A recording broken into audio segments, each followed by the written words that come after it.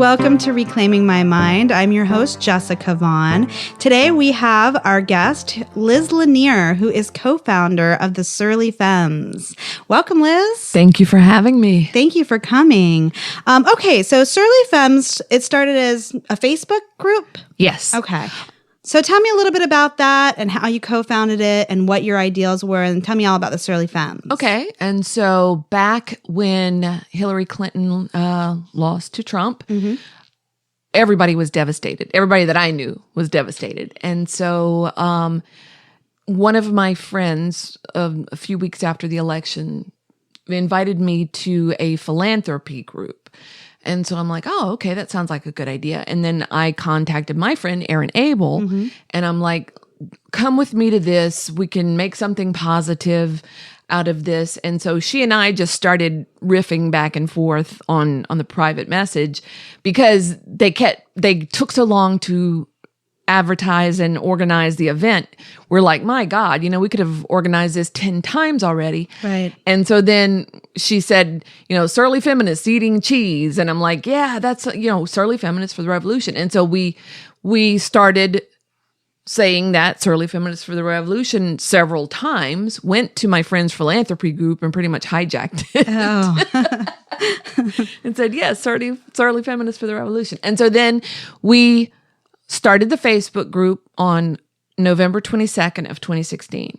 And then we started with 14 women in Crum and Cork in Tampa, which is no longer there. And then it just grew from there. And now we've got over 13,500 members. That's a huge group. So let me ask you, when you were thinking for the revolution, what did you envision the revolution? What does the revolution mean to you? Well, and that's what we kept explaiing to people is revolution means different things to different people. Right. I mean, Erin and I were two white women who were pissed off. Pissed off because the white woman had lost the election. And so we really didn't have an idea what the group would evolve into. Right. It was just angry white women, basically, to start with. And then as we started getting more diverse membership, Right. they're like, you guys are not intersectional. And we're like, what? What's intersectional? And so then we learned about intersectionality. It's, back when I was growing up, you were raised to be colorblind. You treated everybody the same and did not recognize the differences in different people. And now that whole thinking is archaic because now if we don't recognize the differences between people and how their differences have held them back to things that you have had access to, then that's not being inclusive. That's not being intersectional. Right. And so I was like born a feminist. I've been asking why men didn't do things, that women did for 100 years.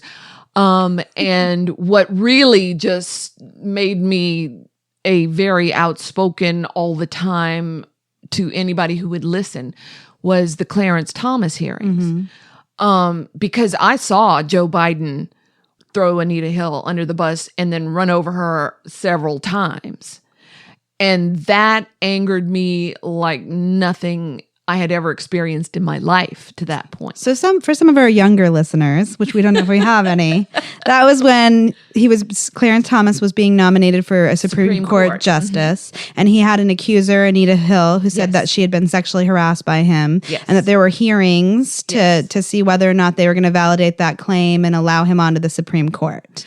Very similar to the Kavanaugh hearings later. The differences are Anita Hill was a Black female and she was a law professor.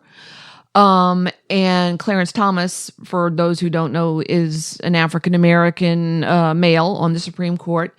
And she had worked for him for some time and her claims were credible. And there were additional witnesses that Biden did not call. And so pretty much, I mean, if you can get a hold of those hearings and watch them, it makes you want to throw the TV out of the window. And I was living in Georgia at the time, and oh my gosh, you would not have believed what people were. I mean, it was ridiculous. It really was, and it was just infuriating. So, spoiler alert, I'm thinking you're not a Biden supporter, but we'll get to that. We'll get to that. Okay. Yeah.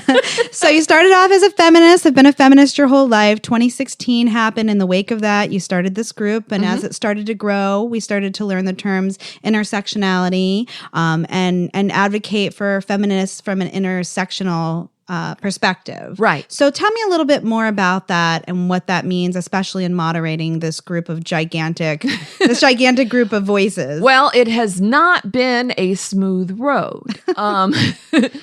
By the end of the first year, we started learning very in the moment about intersectionality because we would have Black women come on and say things.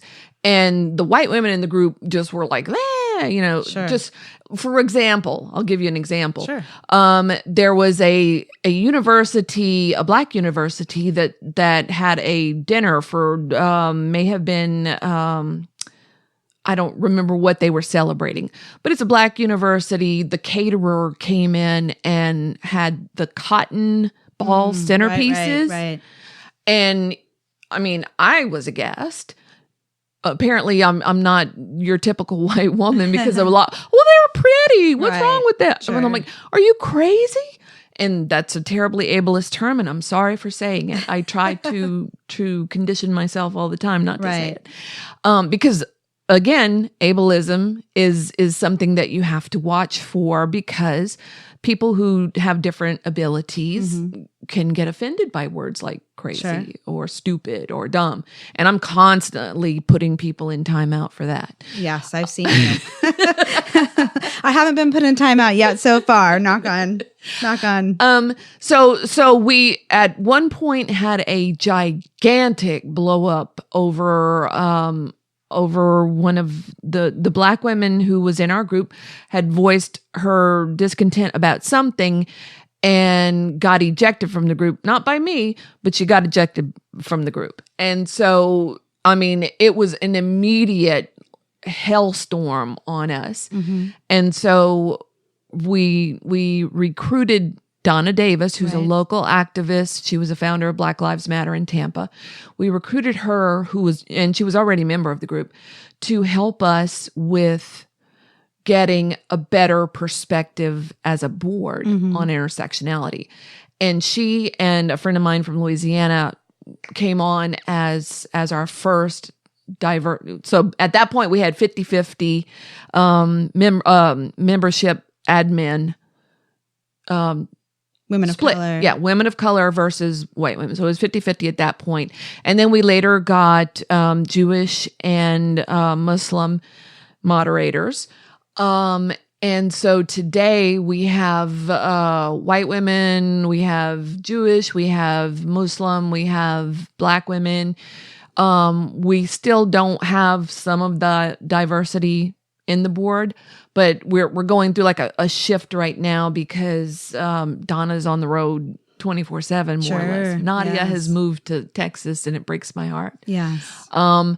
But we're still going forward. We're kind of like in stasis right now, but as we start to regroup for the upcoming elections, we'll get back into more active recruiting for moderators. So what would you say at this point with the evolution of the group is your goal within that group?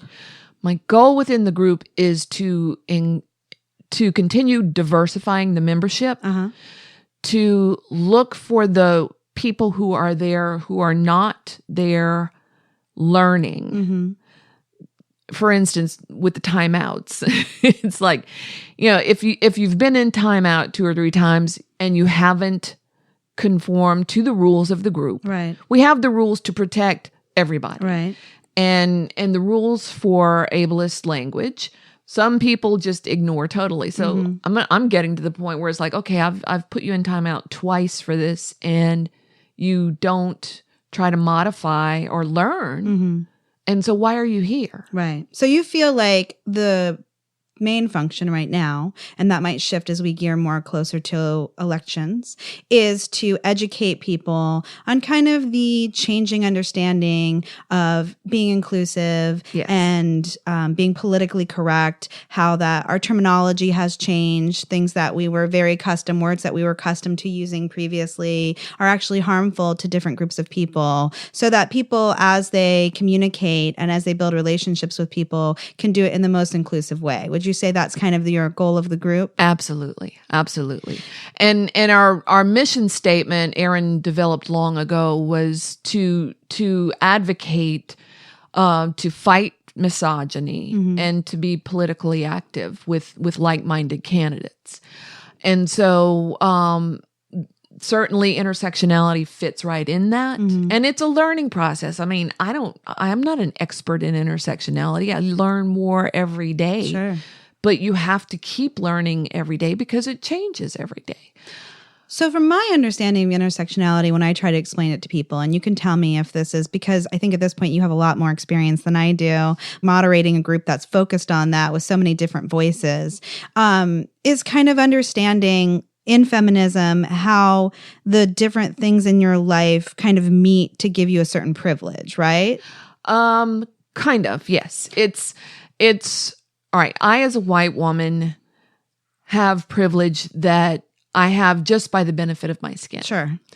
I could have an identical Black woman next to me, same age, same profession, everything else. And just because she's Black, she makes 20 cents an hour less than I do. Sure. And so it's understanding that the differences, yes, we are different and we need to recognize the differences, because if we don't recognize the differences, then we cannot create equity. Right. We deny other people's experiences. Yes. And if somebody's able-bodied and they're a person of color and they are a religion that might be a minority, that's all talking about how those points of their privilege are different based on, and we might all be feminists who are fighting for feminism, yes, but they experience different obstacles to overcome based on a lot of different qualities other than just being a woman. Right. And that we have to recognize that when we're advocating for feminism. Right. That's my understanding of it. Yes, because a woman who is Black and disabled and is a Muslim, for example, right, she's going to have, 1, 2, 3 intersections of, and being a woman, right, I didn't even count that one, sure, four intersections where she's got all these disadvantages against her. And even if she gets equity on one level, she may still not be treated equally on another level. Right. So what I would like to do is kind of have some conversations about, one, white privilege, because for me, it's something that I still struggle with trying to explain and have conversations with for people who don't understand that term. Two, and kind of talk about the movement of how we handle people's evolution in this process. So one, for me, what I find is a real challenge when we're talking about the word white privilege is that people misunderstand the word privilege with opportunity, right? So they think oh, I didn't have more opportunity in my life because of my skin color. Maybe I grew up in systemic poverty, and I was, I didn't have any opportunity. So I think a lot of times people are confusing those words, and I think the other problem is how we break down the concept, because people who have, let's say, white privilege are so used to having it that they don't understand what it feels like to automatically walk into a store and be, accused, or people have suspicions that you're shoplifting, or understand the fear that comes along with getting pulled over by the police, the different things that we take for granted that we don't understand our privilege, how we break those concepts down, because I think a lot of problems are there are a lot of white people who were born in poverty or had really hard lives. And when they hear the word privilege, they don't associate themselves with having privilege because, again, they mistake it for opportunity. So have you found anything useful when you're, kind of breaking these concepts down for people where it's hard for them to understand, and using words or terminology that make that a little easier for people to understand? Some people are predisposed to not understanding. Let's start there. Some people don't want to understand. Why? Why do you think? Well, because life is hard, and a lot of people have had really difficult upbringings, especially if you're poor. No matter what color you are, being poor sucks. Sure. And so it's, and you internalize that. It's like, okay, here I've come through all this stuff and here I am, and wow, I've made so much progress and I did it all by myself. And oh my gosh, this is when I learned that lesson is, my cousin and I were together a few years ago. My cousin's very, very cool, former nun. And so interesting. Yes. Way more interesting. But, so we had gone back to my hometown for the weekend. I come from a very, very small town in Louisiana. And so she was from the city. I was from the country. They used to come up and visit us for weekends and stuff. And so, and, you know, at the time, I mean, and we were not wealthy by any means. We were not poor, but we were not wealthy at all. And so I'm just sitting there, you know, looking at you go there now and it's not much better than it was when I grew up. And I'm like, man, I never thought that I would be a lawyer today coming from this, right? You know? And I'm seeing, you know, the environment as I saw it, and oh my gosh, look at all the things I've done. And my cousin looked at me and she goes, you know, you actually had benefits because you had two parents who had college educations, right? And I'm like, oh wow, yeah. So that's the first time I got hit with privilege, right? And I'm like, yeah. So if it was this hard for me, imagine how much harder it was for my friends to succeed in life. And then, yeah, that changed my whole landscape. But some people, like, you know, they hold on to their upbringing and what got them to that place because it was difficult. And maybe they didn't have college educated parents or anything else. And maybe they scrapped and fought and got to where they are.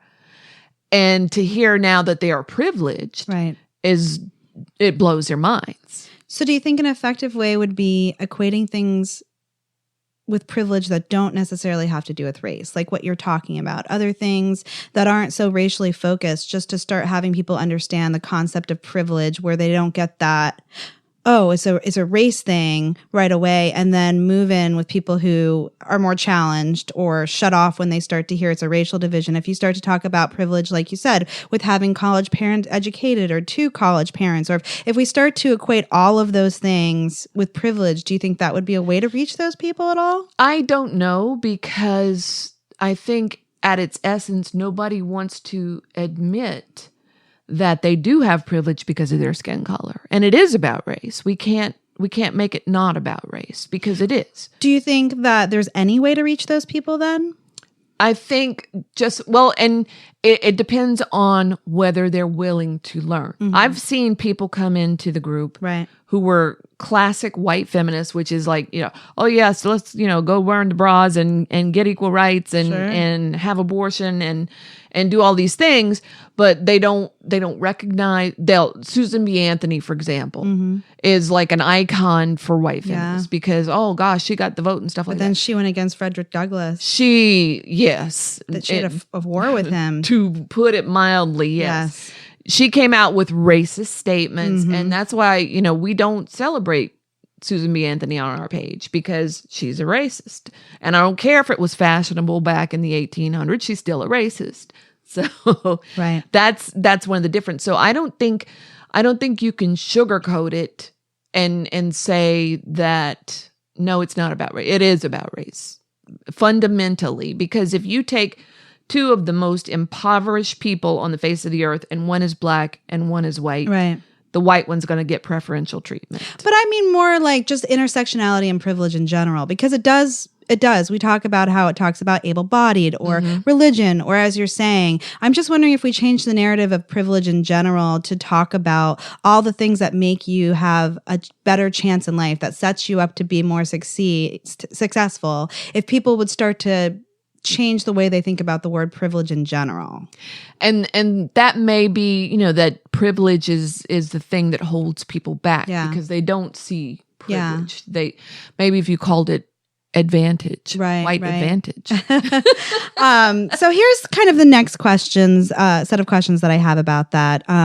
Is okay, and I'm just going to be honest here because that's how I operate, even when it's unpopular, and I get in a lot of trouble for it. Go ahead on. I'm the same way. Yes. So I am a huge advocate of advocating for intersectionality and arguing with people about privilege and standing up and talking about the truth. But I do feel like some of the tactics of the clapback culture, I'm using quotation marks here.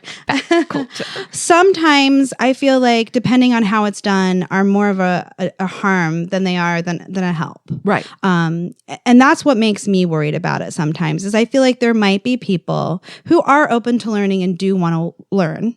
And I've seen this firsthand, so that's why I'd love to discuss it with you, that wander into a group and probably say some things that aren't PC and they haven't evolved to the place where they have that understanding, but they would like to get there. Right. But when they say that, they get so, attacked personally that it makes them afraid to be open to learning because they're afraid that they'll say something wrong or that, that something will happen. And I know that sometimes when people are in that journey, if they feel vulnerable or attacked, now I'm not saying, you shouldn't push or you shouldn't set people straight or, you shouldn't be clear or that, people of color don't have the right to feel angry or aggressive about it in any way. But sometimes I feel like it shuts people down instead of getting them in a place where they would be open and we can reach them and we can bring them forward with just a little patience and a little understanding and a little kindness of, I know that you have good intentions, but here's how your intentions are being harmful because you're not as educated as you need to be about something,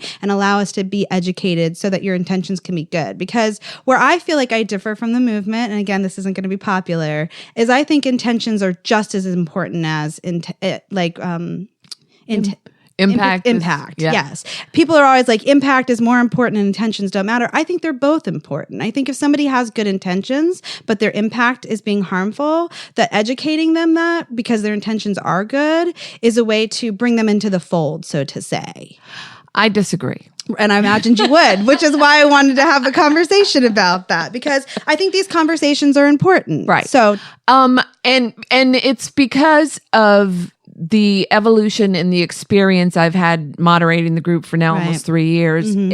I've done it both ways. I've been the, helpful, Sure. see people who don't want to learn, do not respond even to the coddling approach.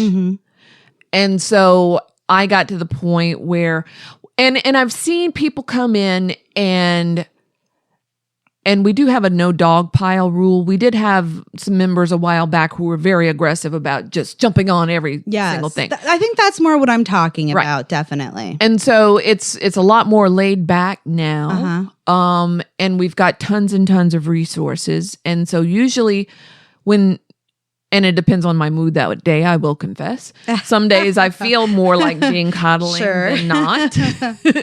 But for somebody who's been in the group from 2 years ago and is still coming in and doing things that have always been against the guidelines. Yeah. And this is the problem that I have with some of the people who come in. And I even have a thing right up top from when they come in. Right. I've noticed a pattern. A lot of people don't do check-ins until there's been some kind of national atrocity or scandal. Check-in means you're saying you're safe from something. Is that what you mean? Like being that you're safe? I mean, like coming on the page. Or they don't say stuff. Yeah, they don't say stuff. They're not engaged. They don't even come into the group.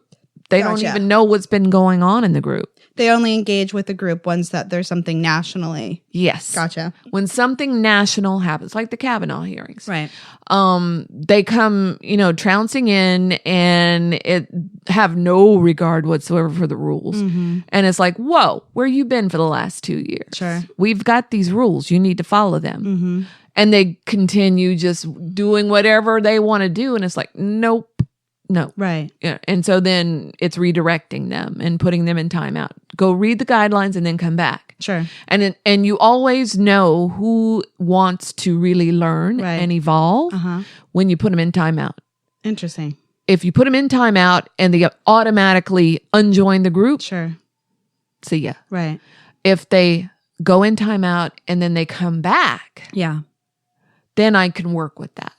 Well, let me say that I guess the way that I'm trying to mean it is not coddling by any means. I feel like we can either empower people or we can make them feel disempowered. I don't know if that's the word I'm looking for. Well, unempowered. Yeah. So I feel like in the work that I do as a progressive, my job is to empower people with the education and the knowledge. And I think sometimes by acknowledging the intent and saying, I know your intentions are good, but here's how, by not being educated about the issues, even with your intent, you're doing more harm. And here are the tools that you need to make sure that you're not doing that harm since your intentions are good. Right. And I feel like that approach empowers people and makes them feel powerful that they can go out and advocate in the right way, as opposed to some of the tactics I've seen where it's automatically attacking that person, attacking their intent, making them feel small. And, so it's not so much coddling. I don't think that we need to coddle people by any means. I think that's coddling. You've just defined coddling to me. So that's where the disconnect is. Anything where you're empowering someone by acknowledging their intent makes you feel like instead you're treating them too gently in the process. Well, and I'll tell you why. Because the person that I'm empowering is actively harming some segment of my group's population. Right.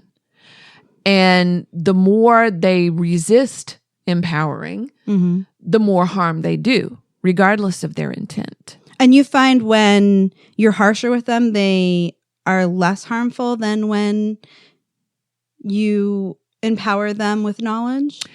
Usually, if I'm harsh with somebody, it's because I've encountered them before and have already empowered them.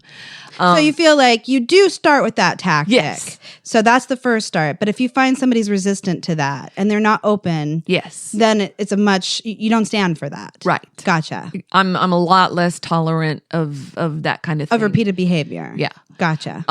Because I think everybody makes mistakes. Everybody deserves a second chance, but not a third and fourth and fifth. Gotcha. If you've done this before and you're not willing to be redirected or empowered, then maybe you need to go find another group. And some people might argue you don't need to empower people who have greater power, right? I guess that could be the counter argument, that they already have the power. Right. You already have the power, the white advantage. So, yeah. So here's one last question that I'm going to ask you about this, and then I'd like to move on, not because this topic isn't important, but because I want to pick your brain about some other stuff as well.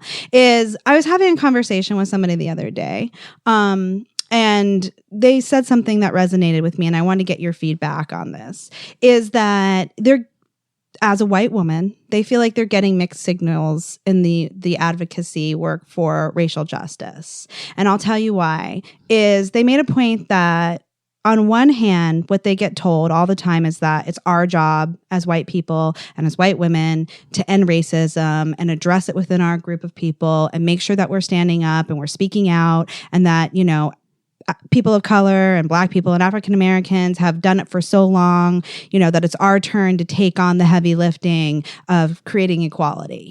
But then what they also feel like, and what I've also been told is that then sometimes when they do that work, then people say you're doing a white savior. It's not, white people's job to save us. You're not the savior, that when you're doing this work, people of color aren't getting recognized and you're getting all this attention and you shouldn't be. So that it's almost confusing, as that when you get told it's your job to do this work and you do it and then you do it and then you get accused of being a white savior, that it's confusing for people and it's a disconnect. I would love to get your thoughts on that. It sounds to me, not knowing any specifics, but just the general description you've given, it sounds like the white people have good intentions. with an eye roll. With an eye roll and a flare of the hands. Have good intentions, right, but they are looking for cookies. They want to be recognized for doing the heavy work and they're not being recognized unless, they say, oh, yes, I went and marched for Black Lives Matter. Well, you shouldn't have to tell us that. Why? Why are you telling us that? The activist Greta, she's a white woman, a white girl who's out here. She's doing all this work. She's also on the spectrum. So, we can talk about whether she has a disability or not. But there is lots of pushback, that people are frustrated, and rightly so. I mean, I've gotten into flame wars with people because there are so many other young activists of color who are doing similar work and aren't getting the attention that she has. And then when people point that out, other people are defensive because they think people are being critical of her, to call her the white savior and saying that, she has the white savior complex, or that the media is, highlighting her because of it. I think that is very confusing for some people to watch and then try to understand, where it falls, where your place falls in that advocacy work. That's a great example, and I can certainly address that. Yeah, because I can see that. All right. And so Greta is a young girl on the spectrum, and she's doing this environmental work. Mm-hmm. Great for her. There are other people who are actually impacted, right? Who have been doing the work forever, and you don't even. They've been so ill publicized that I can't even sit here and spout a name off at you. And that's not Greta's fault. Sure, it's what the media, what the society pays attention to. They pay attention to the young, scowling white girl in the United Nations. Right. They don't go to wherever out west, the indigenous young lady, wherever she is, and talk about her. And I do apologize for not knowing her name, because I should. Right. They don't go to any of these activists who are actually on the ground and have been forever, mm-hmm. and highlight them. They wait until there's a photogenic young white woman in the United Nations, perfect, sure. Photo op. Right. So do you think that what we should make clear is when I should make clear when we see these conversations happening isn't that it's the person who's doing the work that's being demonized. It's the system that only highlights and gives those voices power. Yes. And that it's not the person we're criticizing for doing the work, but the power structure that gives power to those voices, and the media who highlights it, and that kind of thing. Yes. That's important, that we're differentiating when we're talking about that. Yes, absolutely. All right. Yes. Because she can. I mean, I think it's great that she's brought attention to the issue that sure. wasn't there before. However, yeah, these other young ladies have been doing this work for and men. So let's talk a little bit about some other things we wanted to talk about. And you want to talk about impeachment. Oh, yes. Which is a hot topic, it seems like, and has divided a lot of people, we'll say on the left, about whether or not that's something that should be important. For the record, I was impeachment from day one. Me too. So tell me a little bit about kind of what you've seen as far as people's opinions when it comes to impeachment, and why you're passionate about it, and why you think it's important. And impeachment of Donald Trump, to be specific. Yes. Because there are impeachment talks about Kavanaugh, and there's some other talks about impeachment. So. Yes. As far as I've been impeachment from day one too, because to me, interference in the last election was enough for me. Right. And this drives me nuts too, is when I see all this Pelosi worship. Screw Nancy Pelosi. Still screw Nancy. Now, Pelosi. why do you say that? Because that's going to be a thorn in people's side. So also, I want to remind people we didn't really do your background, but you are a lawyer. Yes. So when you're talking about impeachment hearings and other things, you have some knowledge of the law, so that will be helpful. Why do you say screw Nancy Pelosi? Well, because when they first started with the term, when she was elected Speaker of the House, mm-hmm. she had all this fresh new blood coming in. Right. She's status quo. She's always been status quo. She always will be status quo. She will not do anything controversial until you light dynamite under her. Mm-hmm. And even now, I think if the public outcry wasn't so great, she would still be sitting dynamiteless. Now, why do you think that is? I think she's comfortable in her position, and she wants to do what's best for the party. Okay. And not necessarily the people. So you feel like when you say party, you mean the Democratic Party, because she's Speaker of the House for the Democratic Party. So what you're saying is you feel like there's a disconnect between the priorities of the Democratic Party itself and the people that they should be representing. Absolutely, yes. Okay.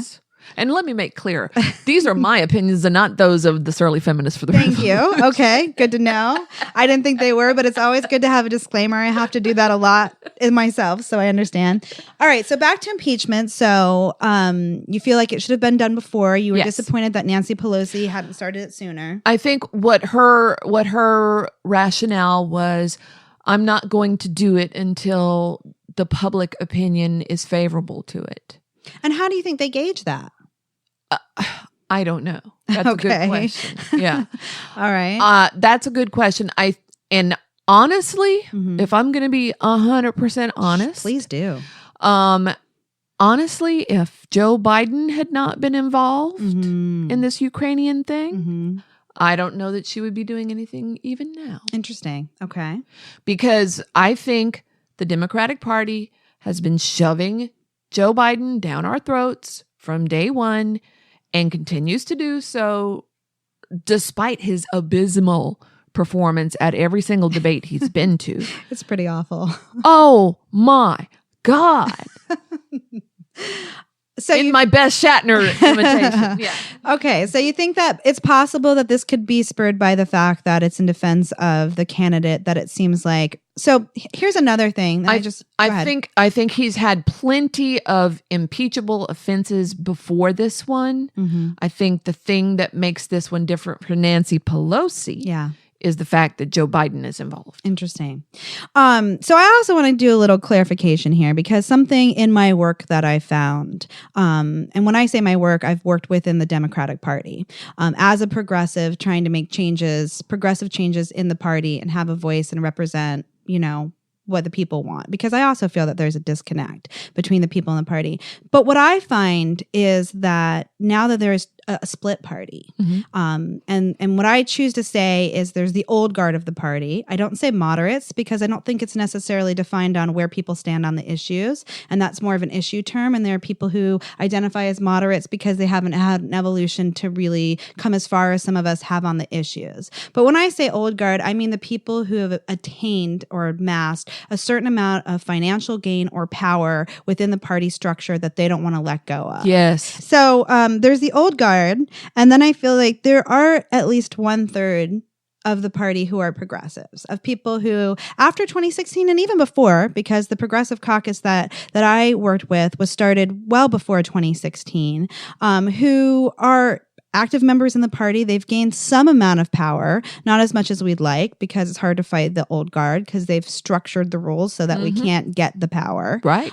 So what I find to be a struggle is that when people talk about the Democratic Party in the whole, they do disservice to the work that the progressives are doing. Absolutely. So I'm trying to, going forward, have people, when they talk about the Democratic Party, be more specific about the resistant part, meaning the old guard, who aren't representing this, because then when I go out as a progressive and I'm trying to make changes in the party, since everybody sees it as the old guard and don't recognize the work that I'm doing, it almost, and I don't want to be ableist here, stops my, right. It becomes a big challenge from the work that I'm able to do. Yes. So going forward, I'm trying to have people specifically talk about that part of the party when they're talking about the party that's stifling or that's, catering to this, a massive power structure as opposed to the good of the people. So I want to use this opportunity. You're my first guest that I've had the chance to kind of have a little on my bandwagon speech about that. So the old guard of the party, who's stifling this, you feel like are represented by Nancy Pelosi, and you feel like that they're moving more towards impeachment because it has directly to do with the candidate that you feel that they're trying to make sure gets the nomination. Yes. And what do you think that means for people? Because I think the biggest concern that I see with people resisting impeachment from people who care about the issues that we care about, not Republicans who, I'm sorry to say this, seem like they're in some giant cult and there's nothing that can be done to, deprogram them from the good of Donald Trump, is that it's going to fuel him to be reelected even more. That they're concerned that impeachment is either one, a distraction from the issues for him to go out on a tirade and not have to talk about what's happening, or two, it's going to fire up his base so much that they're going to organize even more and they're going to donate more and it's going to fuel his base. So what would be your reaction to kind of those objections to impeachment? I say, why do we even have a process if we're not going to use it? If you're going to be a leader, then lead. Impeach him even though you don't have public support, quote unquote, right, if he's done something wrong. And to be clear, he has done something wrong. Even though I don't like Joe Biden, Trump still did something wrong. Right. I think that was her impetus for starting impeachment now, when she could have last year, right, or the year before. Sure. I think her main driver is, oops, now he's getting in my wheelhouse and Gotcha. We can't have that. Right. Because certainly there have been calls for impeachment for quite a while now. Yeah. And it's the first time she moves on it. Right. And I don't care how many cool memes you can put, Nancy Pelosi sucks. And so I strayed away from your question terribly. I don't even remember what my question was, but I like where this is going, so that's okay. Just the resistance to impeachment. The resistance to impeachment. Number one, why have the rules if you're not going to enforce them? Right.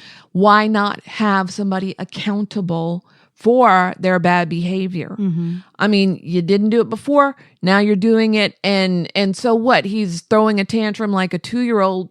We expected that, didn't we?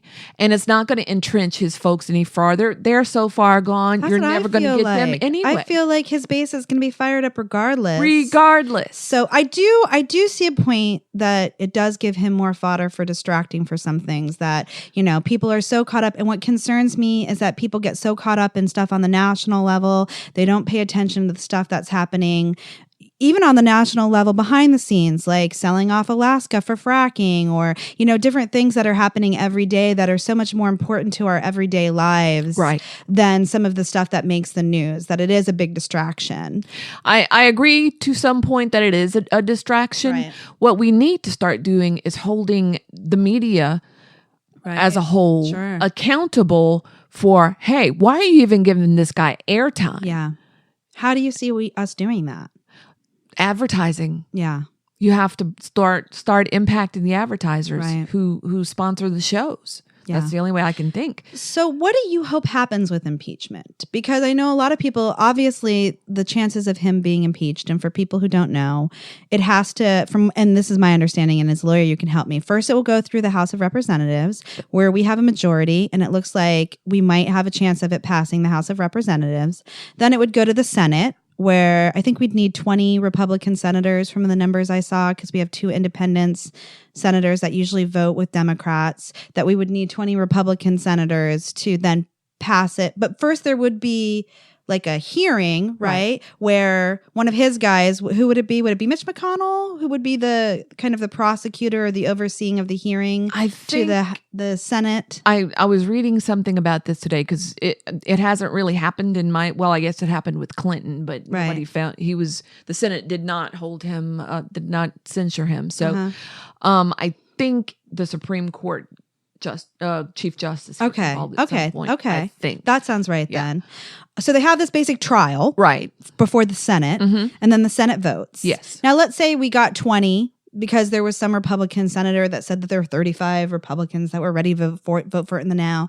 What's the process? I mean, so many people are concerned that if he's impeached, he'll be removed from office, and then we have Pence, which is equally terrifying to many people. Yes. So what do you see as being the best case scenario for impeachment? Best case scenario would be Trump getting impeached, Pence getting impeached, and Nancy Pelosi filling out the rest of the term, as much as I don't like her.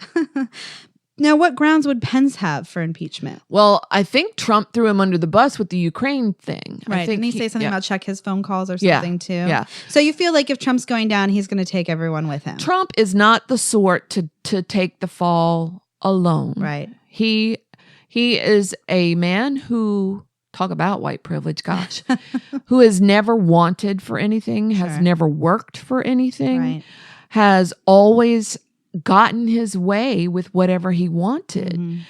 And all he has to do is tell somebody and they make it happen. Right. And he's never been accountable for anything in his life. Yeah. And so he's not, I mean, the thought of impeachment, as much as it rattles him, it really doesn't strike him to the core like it would a career Democrat, or a career Republican, rather like Pence. Pence is terrified because Pence is old line Republican, far right as you can get. Right. And if Pence that's like a black mark on his name, and he doesn't want that. Donald Trump's had like 7 bankruptcies. He's been sued 1 million times. He doesn't care. Yeah. He doesn't have a reputation to defend. There is no reputation. Right. Except as a sleaze bag, And so just add more. It would be actually almost be an honor for him to be impeached because it's something that few presidents have been able to set him apart. Yeah, exactly. And so that's what concern. I don't think, as much as he's making noise about it right now, he doesn't feel it on a visceral level like these career politicians with him do. So let's talk about the old guard and the Democratic Party, because before you sat down, you said that you're registered as a Democrat. Yes. Because you realize that we're a closed primary state. In order to participate in our primaries and choose a candidate, you have to be a Democrat. Yes. If that wasn't the case, would you identify yourself as a Democrat? Not as a current, as a Democratic Socialist, maybe. Okay. Not as a Democrat. Because from what I see of the party, I don't like it. Okay. I don't like systems that are rigged to be unfair. So what do you think is rigged that's unfair? I think the nominating process, for one thing. I think, and I can trace this back down to, I think when Obama and Hillary were running for a while, all of a sudden it became really clear, like in January or February, everybody in the Democratic Party threw behind Obama. And it's like, wait, what? That's not fair. And so then with Bernie and Hillary, it's like, wait a minute. If we're going to pick our nominee, we need to have a fair, unbiased hierarchy, telling us who it is. And so then, do you mean by like super delegates that are unpledged, that have the ability to vote for anybody that they want to and not be reflective of the populace? Because for people who don't understand, essentially how it works is you have a state that votes, right? And then you see the percentage of support that each candidate got. And when they go to the convention, they have delegates that represent the voting population. Let's say, Biden got 10 and, Sanders got 5, and for you, I'll throw this in, Warren got 7. And so you have a reflection to pledge delegates who then go and cast the vote that represent the actual voters. Right. But then you also have super delegates, which are made up of party leaders and elected officials who don't represent anybody's interest but their own or their party, and their votes help decide who our nominee is going to be. So that's the part that you feel, similar to the Electoral College, is an unfair structure within the party that allows, when you say rigged, because some people think when you hear rigged that they're actually going into voting machines and they're changing the votes of people. So I like to be very clear on some of the terminology of what people consider rigged. Yes, I consider people having superpowers, like you say. You described it much more eloquently than I did with rigged. But yes. But there are people who do believe that, like in California for the primary, that some of some of the votes were actually changed in the machines in the primary, because they were announcing the winners of the primary before the polls had even closed. The media was in that state for 2016. So some people really do believe that the rigging goes even further. I wouldn't doubt it. Right. I wouldn't doubt it. I grew up, like I said, in rural Louisiana. I have seen corruption. I was raised on corruption. Right. It's like, there's nothing. I was actually, my first place registered voter was in Louisiana. And then 20 years later, I got a subpoena to jury duty. Now, they're supposed to take you off after 5 years in Louisiana. Oh. And 20 years later, I'm getting a subpoena for jury duty, and it's like, something's not right here. I haven't lived there in 20 years. So you don't like the fact that you feel the party has too much power when it comes to nominating our candidates. What else do you feel disconnected from the Democratic Party that would make you feel like you don't necessarily identify with a Democrat, or that you wouldn't wish to work within the party when you're doing your electoral work? I think when you hear party leadership saying, "Oh yes, we could take a person into our wings who was anti-choice," then no, that's a deal breaker for me. You have to be pro-choice to get my vote. Sorry. Any kind of, and don't talk to me about litmus tests until you can get procedures done on you without your consent. One part of my my work in law school, my law school thesis was about forced treatment of pregnant women, medically forced treatment of pregnant women, forced on them by the courts. Right. Yeah. Right. Court-ordered medical treatment right. of pregnant women, including like C-sections and things like that. So you feel that the party allows too much not wiggle room, but too much of a distance on the issues to feel fully represented. Yes.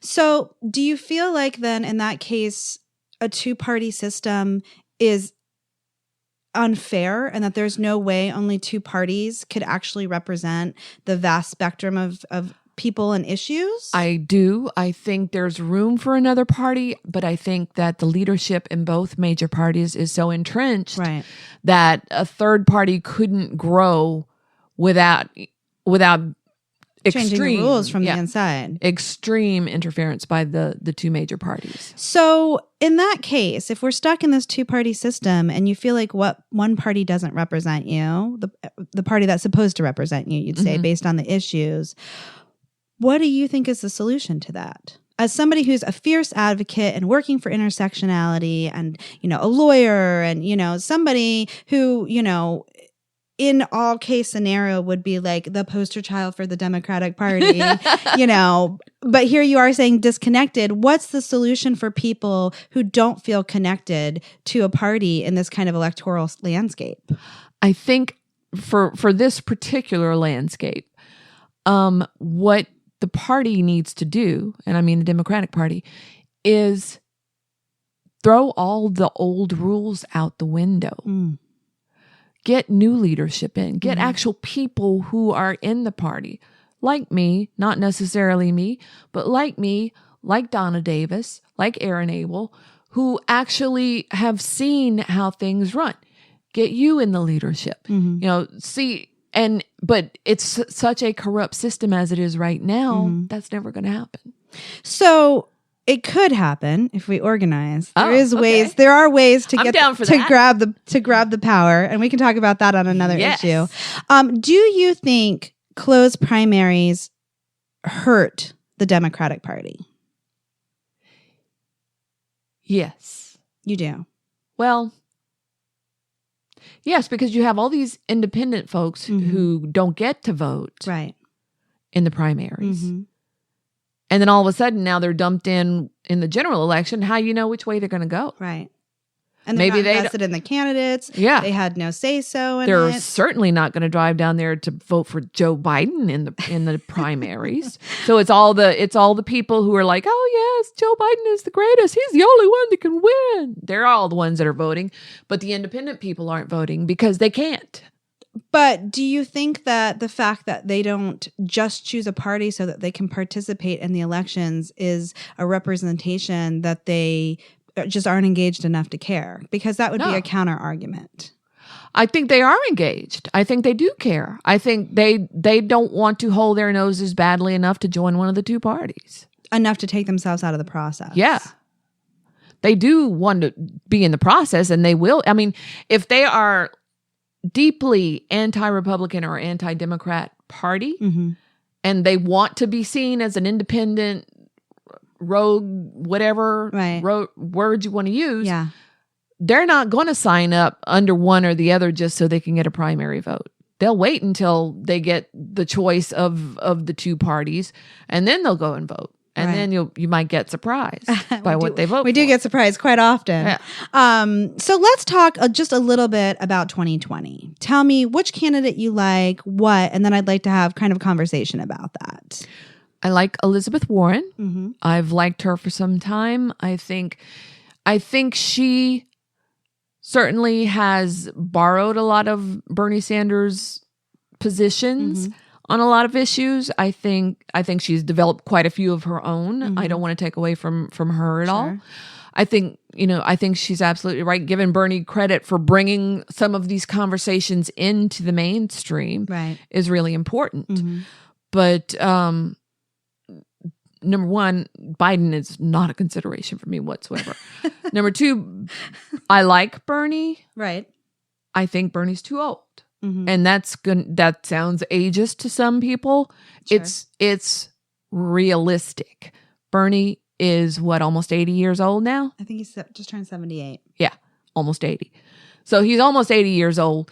I want an 8-year president. And so that's putting him 96?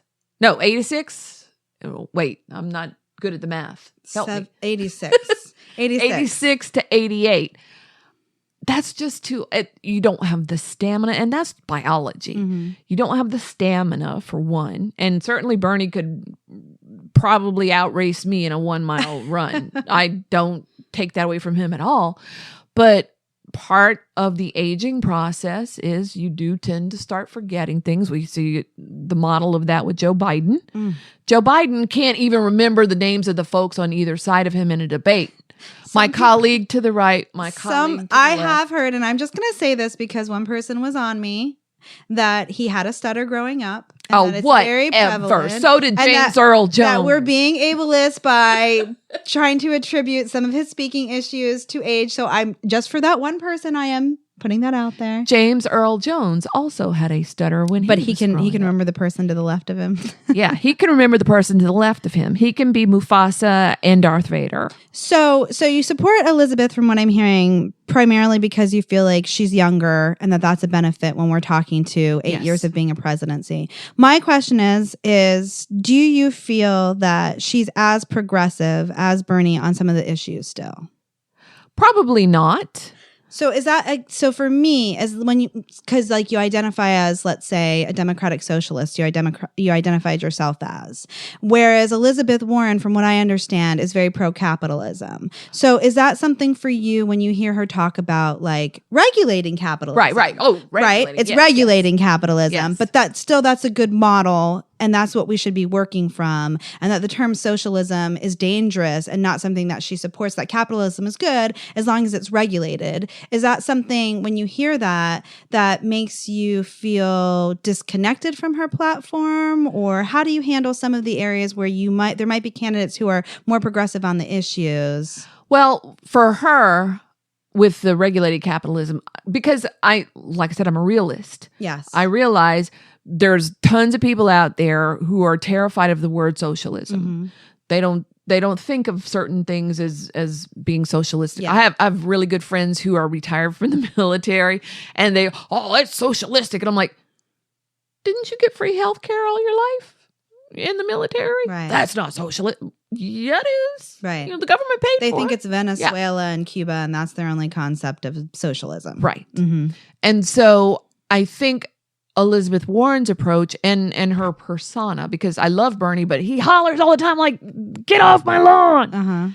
And she's got a more friendly, touchy-feely, teachery approach. And does that resonate more with you, or you think that will resonate more with other voters? Both, I think. Because as much as I like making fun of Bernie and get off my lawn, it is kind of irritating to have one volume. And So one thing that I noticed, and I found this as a disconnect, and I'm not sure if you supported Hillary in 2016 or not, but for me, I see some people, and I'm wondering what your interpretation of this is, who kind of gave Hillary the same criticism that, she wasn't warm and she wasn't, engaging, and that the way she spoke with when she spoke about the issues was a turnoff, and found that horribly sexist, and that was not a fair criticism of somebody, that the way that they speak. But then I find a lot of people turn around and who were offended by that behavior when it was towards Hillary, saying that she wasn't likable, for lack of a better word, but then have that same issue with Bernie.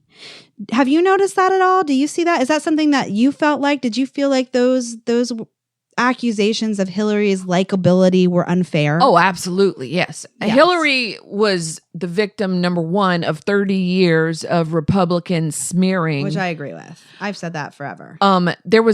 In retrospect, there was absolutely no way that Hillary could win, because the deck was stacked against her long ago. But for people who didn't buy into those, there were people who just didn't like her mannerisms, who felt that, when she was asked about the issue, she was dismissive, or that she wasn't engaging, or that she had an air about her, and that just that she wasn't likable, regardless of her baggage that came with her. Regardless of the baggage, there were people still who were always she's not warm.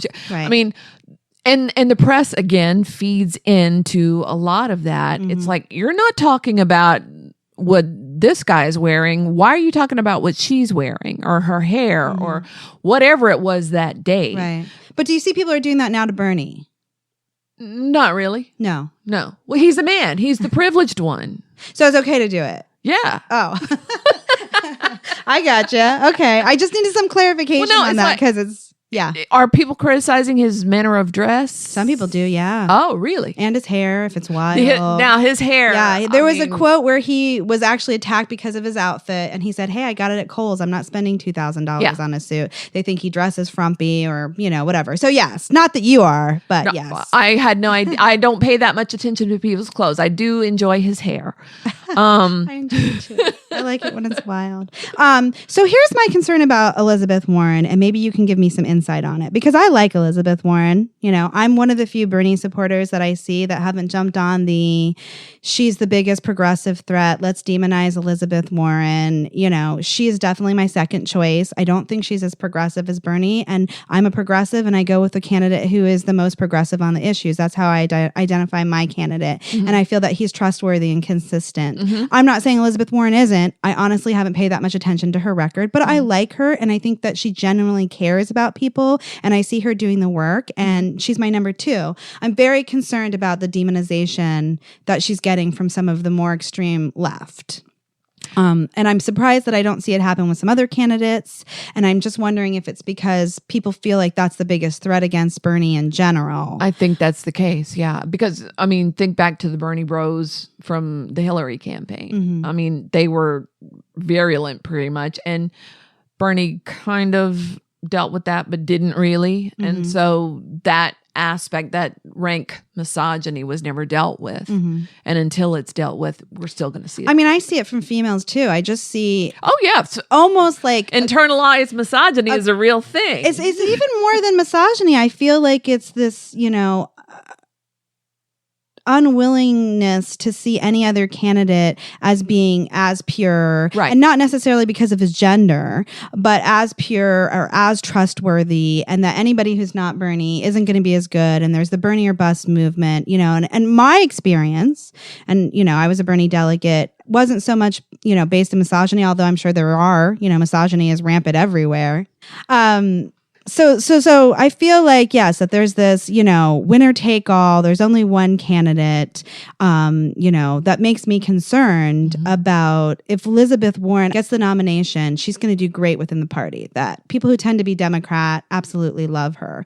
My concern is the independents that Bernie engages, that don't feel connected to the party, that don't identify as a Democrat, who feel left out and disconnected and feel like they're speaking directly to him, who don't trust other Democrats in the same way. Because I really feel like what this election is going to come down to is independence. That's what all elections come down to. Right. We have the two rival sides and they fight and but it's that middle group that's growing every day of independents who don't feel connected to a party, that see kind of just any candidate under the Democratic umbrella as, corporate or people that they can't trust. So my concern in this election, and what I think we need to focus on when we're looking at candidates, even if they're inside the Democratic Party, is really working with those independents and speaking to those issues and engaging those voters. I think that Absolutely, is the tactic. yeah. Do you feel like Elizabeth Warren has that strength? I think of any of the non-Bernie people, she does. Yes. And I think probably if she were the nominee, I think Bernie would support her wholeheartedly. How would you feel if she wanted him to be the vice president if she won the nomination? I'd be fine with either one as president, with the other as vice president. Oh, I like that. Yeah. Really, they're my top two. Yeah. I like Kamala Harris. Her background is a bit problematic. Right. As far as being a prosecutor is concerned for people who aren't. And I mean, it's like she had to make a living. So I get that. Yeah. And she had a job to do. But do you think still, that would lose communities of color that feel, that prosecutors don't have their interests in heart and would hold that against her? Do you think that would be a major hang up for? It's not really for me to say. Have you seen any of that in your group when they talk about candidates? Every once in a while they do talk about, oh, well, she put all these black men in jail. Right. So yes, I have heard that before. But then you have other people who say, well, everybody's got a job to do and she did hers and she did it well. So and now you're going to criticize her. So they're not a monolithic voting group that you can speak specifically for. No. Okay. What do you feel about Castro? Do you like Castro? I love Castro. You do like Castro. Oh my gosh. Yes. He was a surprise hit. He was from the start. Mm-hmm. And it's like, wow, now. Yes. The midline, as you call them, voters, I call them the old guard. Yeah. I say moderate when we're talking about voters who are more concerned about. Here's the other problem, though, with all these armchair political scientists who don't have any, political science degree more than the dog does. Right. We have to appeal to, the center folks. Right. The center got moved a long time ago, and there is no center anymore. Right. Any center that used to be is obliterated. Right. And now, how are you going to compromise with racists? Right. Yeah. And so that's one part of the problem I have about, that's why Joe Biden's the best chance. Right. Sure. No. Yeah. Joe Biden. And so where did we go before Castro? I got You're talking about the breakout of Castro. That's why. And so Castro, Biden said something and Castro jumped all on him. Right. And stayed on him for a little while. And oh my God, everybody lost their mind and clutched their pearls. And it's like, oh my God, he's so mean to Joe Biden. Yeah. Somebody needs to be. I know. How's he going to hold up against Trump if he can't even handle his fellow? Yes. And that's what I said. I even said that several times on the website. I'm like, dude, this is a debate, not a tea party. Yeah. Well, debates have rules, and there shouldn't be blah, blah, blah. I don't think that people even remember how hard Obama was on Hillary in those Holy debates. cow, yeah. I mean, that's how debates go. That's how, elections are. Yes. It's not. People you're running against hold you accountable for your policies. Fighting racists and terrorists with white supremacists, for sure. Yeah. With tea party rules. What do you think about Yang? I don't like Yang. You don't like Yang? No. He's why don't you like Yang? He's just, all right. Yeah. First 5 people to contact me get $1,000. You feel like he was like a gimmicky. Yeah. Yeah. You felt there was gimmicky. 2 car salesmen, Gotcha. Like the Opie dude on the first go round, who was the first one out of the box to hit Joe Biden. The one who looked like Kennedy, kind of. Yes. I can't remember that guy's name. Oh, yeah. He was a one-off. Yeah. But he was so used car salesman, like it was not even funny. And then he was the first one to come swinging at Joe Biden. So I did enjoy that. He did. Yes, he was the first one to come. All right. Well, I hate that our time is running late because I feel like we could sit here and talk all day, but we're getting towards the end. So tell me, is there anything we haven't talked about that you want to mention? And then tell me more about how people get involved with the Surly Femmes or contact you.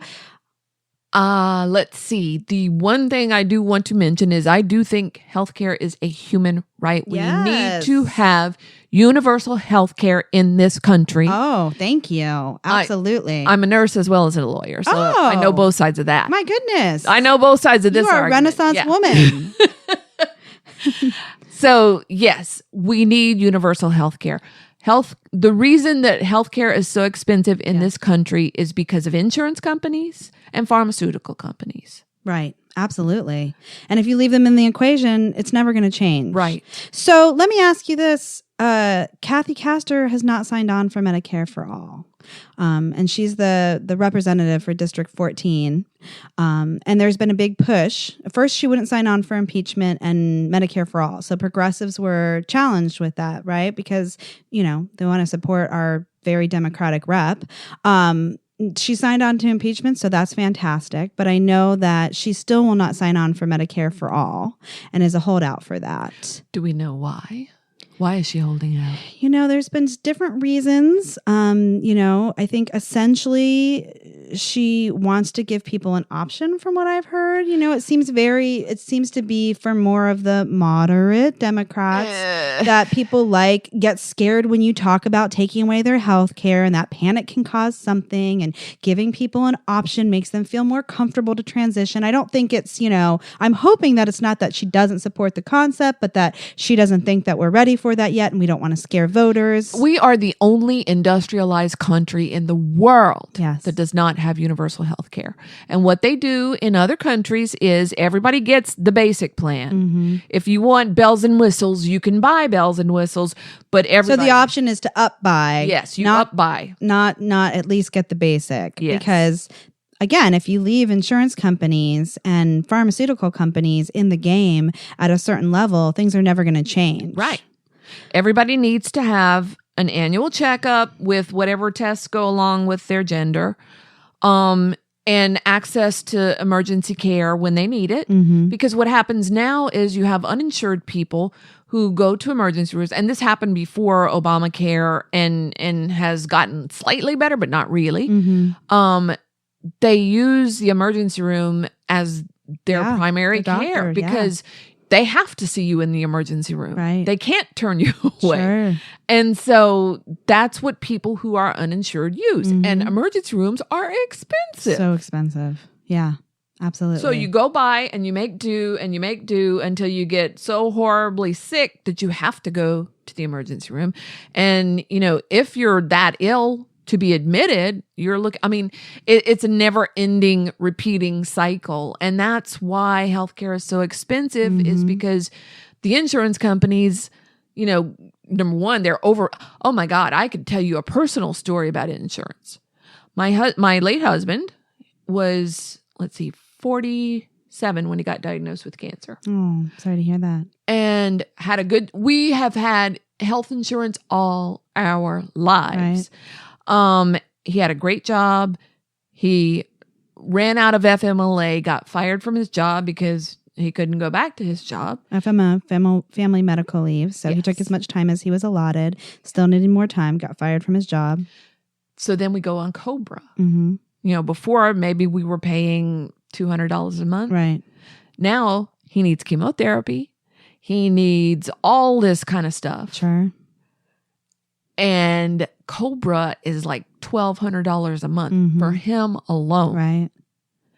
So we're making another house payment for his with less, keep him alive with one less income. Yeah. Yes. Oh my gosh, it was the most stressful time financially, right? Certainly, and as well as emotionally. Yes, right. Yeah, for another both added pressure on dealing with. And so I had a cousin who he knew every loophole and run around. And he's like, if worse comes to worse, mm-hmm. you can always get a divorce and then he can go on Medicaid. Mm. And I'm like, oh God, I hope it doesn't get to that. Right. And he said, you got to be prepared, kid. Sure. If it happens, you're going to have to be prepared. Right. Yeah. So yeah.